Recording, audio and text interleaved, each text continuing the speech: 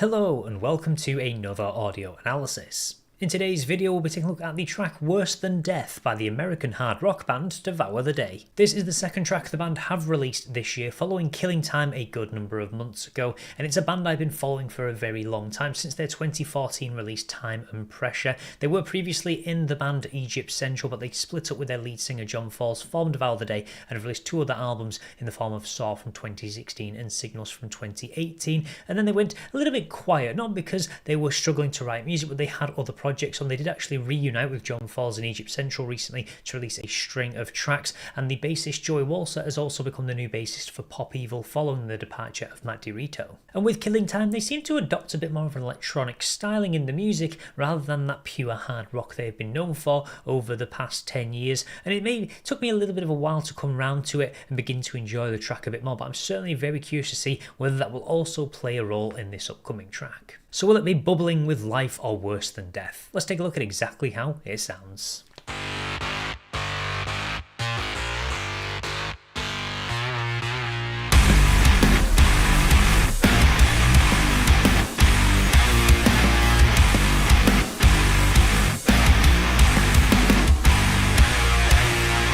I can't believe there's nothing left, and having to watch it burn is even worse than death.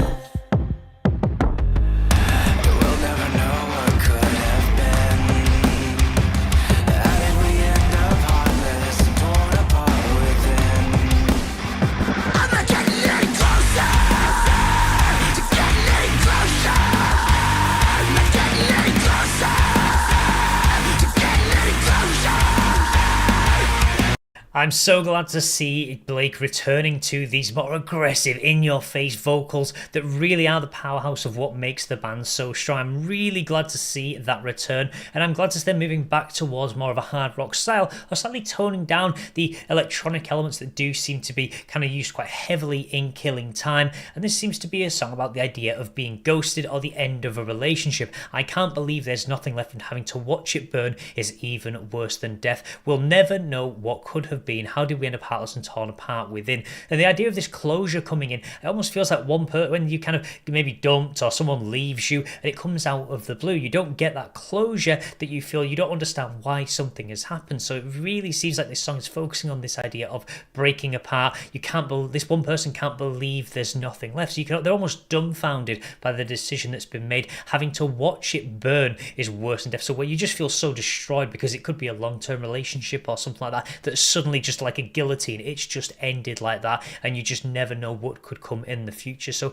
really easy and accessible lyrics opening in that first verse, and I like how simple that first bit of chorus is. I'm not getting any closer to getting any closure. So no matter what you do, you can't reach out to this person to really actually ask them why it was ended because of this just sudden motion. Maybe they've just completely ghosted you or completely removed themselves from you, so you can't get to that understanding, get those answers that you're so desperately looking for. I can't believe I'm muted numb under the weight of shame for everything I've done. I know we're both alone again, 1,000 miles away, with nobody else to blame. I'm not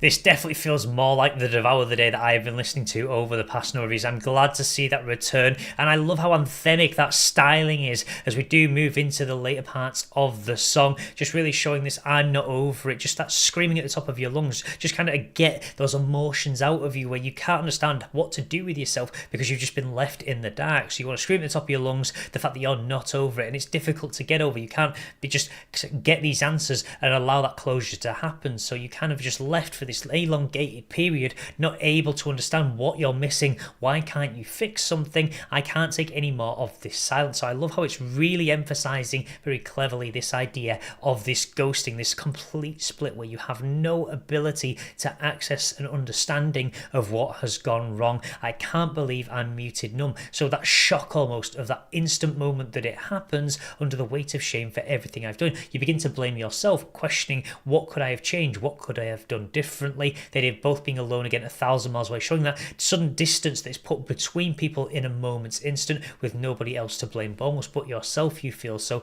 I love the way that the lyrics, keeping it super simple, really covering, rather than just the typical love song of just we're breaking up, really just touching on the idea of being ghosted and being left in the dark.